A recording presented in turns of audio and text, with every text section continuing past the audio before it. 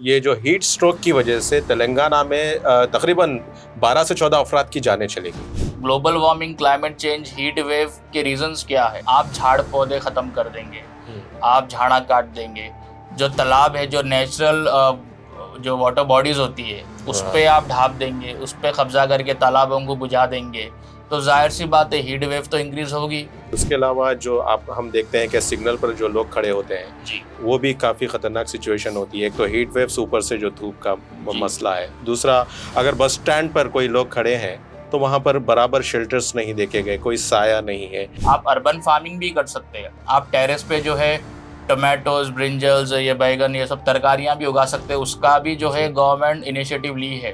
तो cool roof policy ये थी कि अपार्टमेंट्स वगैरह के छतों पर वाइट कलर की टाइल्स लगा दे। इस तरीके के कुछ पेंट्स अवेलेबल होते हैं जो हीट को ऑब्जर्व करे, गर्मी को ऑब्जर्व करे। बाद वक्त क्या होता है कि हमको अगर इस तरीके की सिचुएशन आ रही है तो हम घर पे आके ठंडा पानी पी लेते हैं। हाँ, वो बाज़ लोग जो है गर्मी बहुत हो रही है, भाई क्या करेंगे, बोले तो जाके ठंडा पानी नहा लेते, तो वो बहुत ही ज़्यादा हार्मफुल है। कि हीट स्ट्रोक जो होता है उसके सिम्टम्स क्या है। जिसकी मौत हो गई उनको 4 लाख रुपए दे देंगे कंपनसेशन। हर प्रॉब्लम का सोल्यूशन कंपनसेशन नहीं होता ना। किसी की मौत हो गई है, आप 4 लाख दे देंगे, 5 लाख दे देंगे। किसी घर से एक जवान बच्चा चले गया और 4-5 लाख रुपए क्या होगा उसके लिए। आपके मसाइल मीम टीवी पर, मैं हबीब उमर सफदर अली मौसवी के साथ। सफदर, आपके मसाइल में आज हम बात करेंगे कि इस समर में और हर साल जो हीट वेव्स और जानलेवा और बढ़ती हुई गर्मी में जो इजाफा होता जा रहा है, जी, किस तरीके से इस गर्मी के सिचुएशन से डील किया जा सकता है। देखिए ग्लोबल वार्मिंग, क्लाइमेट चेंज अक्सर जो है हम ये टीवीज पर और कुछ लीडर्स के मुंह से भी जो है हम सुनते रहते हैं, लेकिन इसको कंट्रोल करना, इसको डील करने में जो है बराबर हमारी भी बहुत बड़ी जिम्मेदारी आती है यहाँ पर। हालांकि तेलंगाना के दूसरे अजलाओं से अगर हम हैदराबाद को कंपेयर करेंगे तो हैदराबाद में तो 2-3 सेल्सियस डिग्री कमी है, तो इसको एक टर्म भी दे दिया गया है कि हर्बन हीट आइलैंड का। तो अगर हम दूसरे अजलाओं की बात करेंगे तो वहां पे तो 45 डिग्री, 46 डिग्री सेल्सियस तक भी जो है उससे ज्यादा भी तापमान, जो टेम्परेचर जाता है। हम ये कर सकते हैं कि डायरेक्टर ऑफ पब्लिक हेल्थ की तरफ से भी एडवाइजरी आई थी कि 12 से 3 बजे जो पीक आवर होता है दोपहर का, इसमें अवॉइड करिए, अननेसेसरी बाहर ना निकले बोलकर है। और अगर आपको बाहर निकलना भी पड़ रहा है तो we have to make sure कि हम हाइड्रेटेड रहे। ऐसा नहीं कि हम ज्यादा डिहाइड्रेशन का शिकार हो जाए। पानी वगैरह साथ में जो है कैरी करे, थोड़ा थोड़ा ही सही, रेगुलर पीते रहे पानी। और जो है इस तरीके की चीजें हैं, झाड़ पौधे तो लगाना चाहिए। अब जो छतों पे जो टेरेस होते हैं वहां पे भी प्लांटेशन, और एक अर्बन फार्मिंग का कॉन्सेप्ट है, तो खैर फार्मिंग तो नहीं हुई कोई बात नहीं, लेकिन एक प्लांटेशन वगैरह, ग्रीनरी जितना हो सके उस एटमॉस्फेयर में हम रहे तो शायद इससे थोड़ी जो है कमी आएगी। और सफदर, ये भी देखा गया है कि सिर्फ 10 दिनों में ये जो हीट स्ट्रोक की वजह से तेलंगाना में तकरीबन 12 से 14 अफराद की जानें चली गई।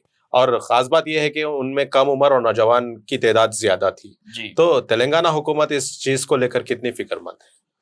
देखिए वाकई जो है बहुत ही सीरियस इशू है ये, क्योंकि हीट स्ट्रोक को की वजह से नौजवान जो है खास करके, या बुजुर्ग ही क्यों ना हो, बच्चे भी ऐसी देखा गया कि काफी बार वो भी इसका शिकार बने और अफसोस जो है उनकी मौत हो जाती है। तो अगर हम डेटा की अगर बात करेंगे तो करीमनगर में ही जो है 7 नौजवान जो है मर गए हीट स्ट्रोक की वजह से 10 दिनों में। और कुछ यंगस्टर्स भी जो है निर्मला डिस्ट्रिक्ट में भी जो है यंगस्टर मरे। और जो है इसी तरीके से करीमनगर, जगतियाल, बहरहाल आईएमडी की तरफ से 6 अजलाओं में जो है अलर्ट जो है जारी कर दिया गया है हीट वेव को लेकर। इसमें आदिलाबाद है, मंचिरियाल है, निर्मल है, निजामाबाद है, कामारेड्डी है। और हुकूमत ये बोल रही है कि अगर कोई इसके वजह से जिसकी फौत हो जाती है, अगर कोई डेथ हो जाती है हीट स्ट्रोक की वजह से, तो उनके घर वालों को 4 लाख रुपए जो है एज अ मुआवजा दिया जाएगा। लेकिन देखिए पैसे दे देना तो कोई सोल्यूशन नहीं होता। तो इस पे जो है अच्छी तरीके से एक पॉलिसी बनानी चाहिए कि हीट वेव से लोगों की जो डेथ हो जा रही है रोडों पे, सड़कों पर, तो उसको किस तरीके से जो है बैलेंस किया जाए और कम से कम नुकसान हो। और सफदर, ये तो है, लेकिन हीट स्ट्रोक के भी थोड़े से यहाँ पे अवेयरनेस की जरूरत है कि हीट स्ट्रोक जो होता है उसके सिम्टम्स क्या है। आप कैसे पता चल रहे किसी को कि उसको आइडेंटिफाई कैसे करें कि ये हीट स्ट्रोक है या फिर कैसे है। और फिर उसके सिम्टम्स वगैरह के बारे में थोड़ा सा अवेयरनेस की जरूरत है, तो उसका भी एक बड़ा मसला है यहाँ पे। डॉक्टर्स तो देखो ये सलाह करते हैं कि जो पब्लिक हेल्थ एडवाइजरी जो आई हुई है उनकी तरफ से ये बताया गया है कि आपको अगर इस तरीके से कोई कमजोरी महसूस हो रही है जी, जो है डिजीनेस महसूस हो रहा है आपको का जो है चक्कर वगैरह का शिकायत है, डिहाइड्रेशन, आपको प्यास ऐसा लग रहा है हल्क आपका सूख गया, जी, दिल की धड़कनें भी आपकी अगर तेज हो गई और कोई भी मूवमेंट करने में आपको परेशानी हो रही है, तो वो सीधे सीधे सिम्टम्स है कि आप हीट स्ट्रोक के जो है शिकार हुए हुए। तो ऐसे में बेहतर ये है कि आप नजदीकी अस्पताल में अप्रोच हो ताकि वो आपको स्टेबल करे। बाद वक्त क्या होता है कि हमको अगर इस तरीके की सिचुएशन आ रही है तो हम घर पे आके ठंडा पानी पी लेते हैं। हाँ वो बाज लोग जो है गर्मी बहुत हो रही है भाई क्या करेंगे, बोले तो जाके ठंडा पानी नहा लेते, तो वो जी, बहुत ही ज्यादा हार्मफुल है क्योंकि बॉडी का टेम्परेचर, अगर आप हीट स्ट्रोक में हैं, अगर आप जो है गर्मी के वजह से बॉडी का टेम्परेचर आपका जो है 104 105 डिग्री तक भी जो है पहुंच जाता है जी, तो उससे अगर आप तुरंत ठंडे पानी के कांटेक्ट में आएंगे तो वो बॉडी पे आपके बहुत नुकसान देगा। वो हीट स्ट्रोक के ज्यादा वजह से प्रॉब्लमेटिक हो जी, सकता है हीट वो स्ट्रोक की चीज। वजह से आपकी ज्यादा नुकसान हो सकता है, जान भी जा सकती है। तो एग्जैक्टली। वैसा अवॉइड करिए, हो सके तो डॉक्टर से मिलिए ताकि वो आईवी फ्लूइड्स चढ़ाकर जो है आपको स्टेबल करने की कोशिश करे। और ये समर वेकेशन है, अब इसमें हो सकता है अभी कुछ दिनों में बच्चों को छुट्टियां मिल जाए स्कूल जी। से, तो ऐसे मौके पे बाहर जो है गली में और मैदानों में बच्चे निकलकर धूप में खेल कूद करते हैं, जी। और उसके बाद ये देखा गया है कि अक्सर वो खेल कूदने के बाद धूप से फौरी एक ठंडा पानी जो है वो पी लेते हैं। जी। तो ये भी बहुत खतरनाक बात है, तो इसके क्या असरात हो सकते हैं? देखिए, पेरेंट्स को भी चाहिए कि उनके बच्चों को हाइड्रेटेड रखे वो, और खास करके जब वो बाहर खेलने जा रहे हैं तो जी, सर पे उनके कैप्स वगैरह हो, टोपी हो, डायरेक्ट सूरज के या जो सन के कांटेक्ट में बच्चे ना हो वो। जी, हाँ, और उनके साथ में आप कोई जो है टैंक वगैरह जो चल रहा है या कोई ऐसा जूस वगैरह या पानी ही सही, जी, उनको एक बॉटल में आप दीजिए। हाँ, और अपने बच्चों को भी एडवोकेट करिए कि आपको प्यास लग रही है बच्चों को तो एक साथ पानी ना पी ले, ठंडा पानी ना पी ले, पहले कुछ देर जो है छांव में कहीं पे बैठ जाए, क्योंकि बॉडी का टेम्परेचर जैसे मैंने बताया बहुत ज्यादा चढ़ा हुआ होता है। तो उस दरमियान अगर आप फ्लूइड अगर कंज्यूम करेंगे जी, तो जाहिर सी बात है उससे थोड़ा हार्मफुल हो आपको। तो बच्चे वगैरह को जो है माँ बाप ही एडवोकेट करे तो सही है, क्योंकि अक्सर समर वेकेशन चल रहे, हर कोई बच्चा धूप में बाहर जाके क्रिकेट वगैरह साइकिलिंग कर रहे हैं या फुटबॉल वगैरह खेल रहे हैं, तो उसके दरमियान अगर वो पानी पी लेते हैं ठंडा घर पर आकर, या बाहर ही कहीं पानी पी ले रहे हैं या सर पे पानी डाल ले रहे हैं ठंडा पानी, तो उससे होता ये है कि ज्यादा हार्मफुल है वो सेहत के लिए। सफदर, ये भी एक बात है कि मौजूदा तेलंगाना जो कांग्रेस हुकूमत है वो कूल रूफ पॉलिसी पर कुछ अमल करती हुई देखी जा रही है या करेगी, इसके बारे में आपका क्या कहना है? देखिए, 10 साल पहले जो बीआरएस की हुकूमत थी तो उन्होंने, मैं समझता हूँ साल 2022 या 23 में कूल रूफ पॉलिसी को लेकर कुछ इनिशिएटिव लेंगे बोलकर इस तरीके की बात करी थी। ये इसका मकसद ये था कि जैसे मैंने बताया जो अर्बन एरियाज में जो हीट वेव होती है, जैसे कि हैदराबाद को अर्बन हीट आइलैंड बोल के टाइटल मिल गया because of the buildings and concrete और सीमेंट, इस चीजों की वजह से जो है झाड़ पौधे तो है नहीं ज्यादा, और इसमें जो गर्मी जो है एक 10 गुना ज्यादा हो जाती है दूसरे लोकेशन के मुकाबिल। तो कूल रूफ पॉलिसी ये थी कि अपार्टमेंट्स वगैरह के छतों पर व्हाइट कलर की टाइल्स लगा दे, इस तरीके के कुछ पेंट्स अवेलेबल होते हैं जो हीट को ऑब्जर्व करे, गर्मी को ऑब्जर्व करे, और थोड़ा लोगों में जो है हीट रिडक्शन हो और लोगों में राहत मिले। तो अब तेलंगाना कांग्रेस इस पर कितना इम्प्लीमेंटेशन करेगी वो तो खैर आने वाले समय में, क्योंकि समर तो ऑलमोस्ट चालू ही हो गया है, तो इसको लेकर उनका कोई प्लान ऑफ एक्शन क्या है, तो हम चाहेंगे कि वो कुछ सोचे इसके बारे में भी, क्योंकि अर्बन एरियाज में अपार्टमेंट्स हो या एस्बेस्टॉस के घर ही क्यों ना हो, जो शीटों के घर होते हैं, तो वहां पे जब डायरेक्ट धूप आता है तो अंदर का जो टेम्परेचर इतना ज्यादा हो जाता है कि ऐसा महसूस होता है कि हम किसी माइक्रोवेव ओवन में तो नहीं बैठ गए। तो उसको लेकर भी पॉलिसीज काफी बनी है। हाल ही की जो नई बिल्डिंग स्ट्रक्चर्स आ रहे हैं वो बता रहे हैं कि उसमें भी हम वो पॉलिसीज लाएंगे कि बिल्डिंग को इस तरीके से तामीर किया जाएगा कि कूल रूफ पॉलिसी के तहत जो है जो मटेरियल यूज हो रहा है वो थर्मल पावर को जो है ऑब्जर्व करे, गर्माहट ज्यादा उससे पैदा ना हो गर्मी के सीजन में, और इस चीजों को जो है हीट रिडक्शन हो।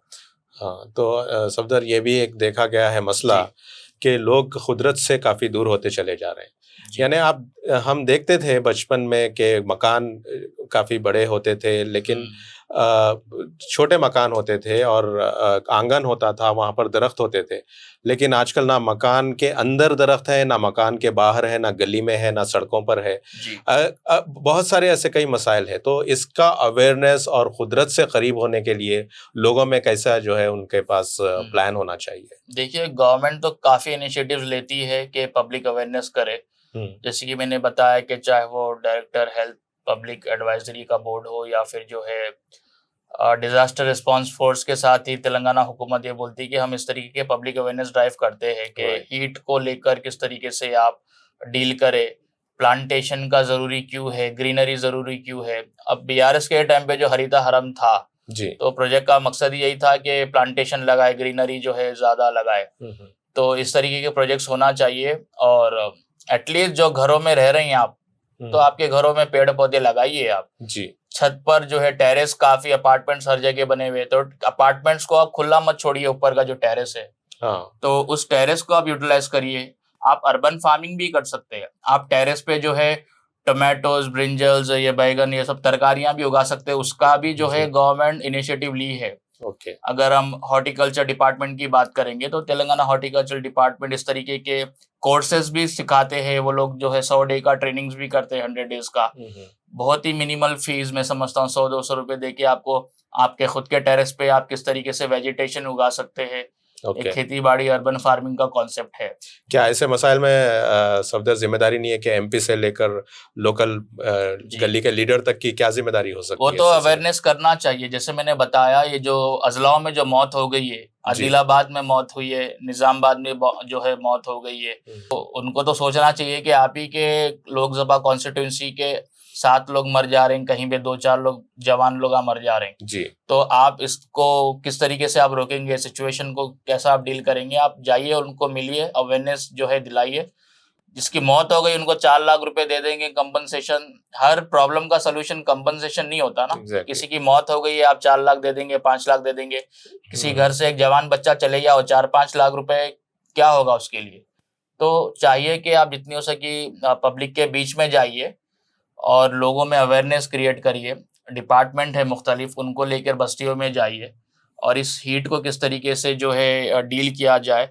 और ये भी देखा गया है कि रोड पे जो होमलेस होते हैं, जिसका कोई घर नहीं है, वो बेचारे धूप में पड़े हुए हैं, उनको कोई पुरसा निहाल नहीं है, तो उसको उनको लेकर कोई शेल्टर हाउस वगैरह, एटलीस्ट धूप में उनको राहत मिले।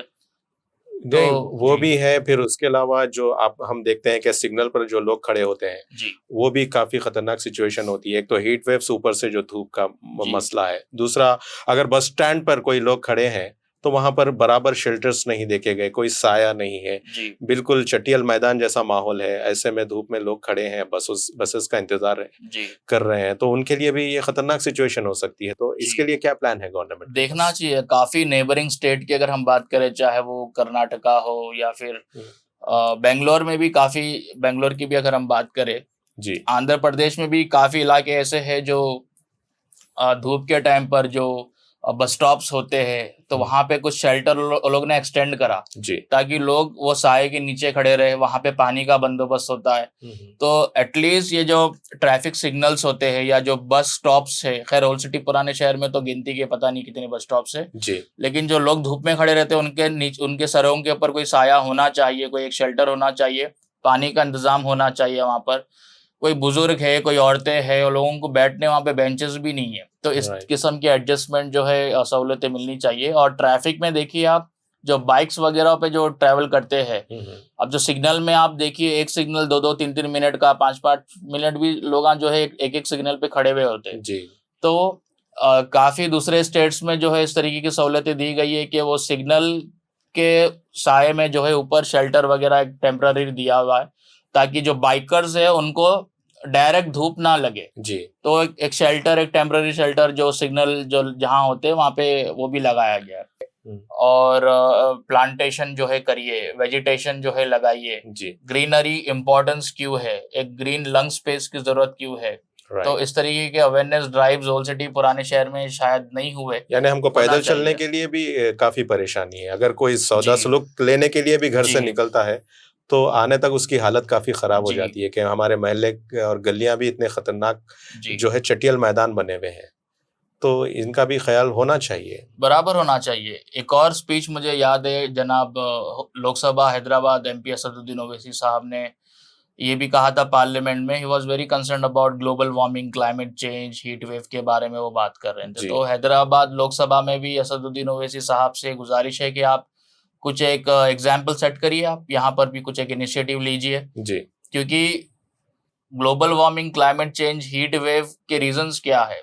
आप झाड़ पौधे खत्म कर देंगे, आप झाड़ा काट देंगे, जो तालाब है, जो नेचुरल जो वाटर बॉडीज होती है, उस पे आप ढाप देंगे, उस पे कब्जा करके तालाबों को बुझा देंगे, तो जाहिर सी बात है हीट वेव तो इंक्रीज होगी। तो आप एक जो है इन सब चीजों को रिवाइव करिए, एक प्लांटेशन ड्राइव आप करिए पूरे हैदराबाद लोकसभा में, जो नेचुरल वाटर बॉडीज है उनको रिवाइव करने की कोशिश करिए, तो जरूर जो है क्लाइमेट चेंज और हीट वेव में कुछ कमी आ सकती है। तो नाज़रीन, ये थे आपके मसाइल। ये ऐसे हमारे कुछ मसाइल हैं जिसमें एक बात ये समझ में आ रही है हमारी कि हम जो डिमांड करेंगे हमको वही मिलेगा।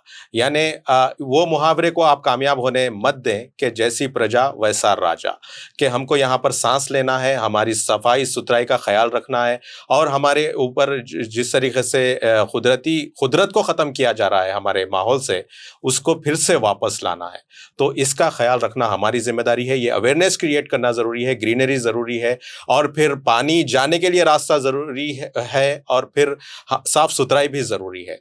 तो ये ख्याल रखें। आप कमेंट करके बताएं, अपने महल्लों में जो है ना इस किस्म के अवेयरनेस क्रिएट करें, और सब मिलकर इस कुदरती माहौल को वापस लेकर आएं। इसी के साथ नाज़रीन, आपके मसाइल का सिलसिला यहीं ख़त्म होता है। ताज़ा खबरों और स्पेशल रिपोर्ट्स के लिए देखते रहें बीम टीवी न्यूज़, और अब हमें दें इजाज़त।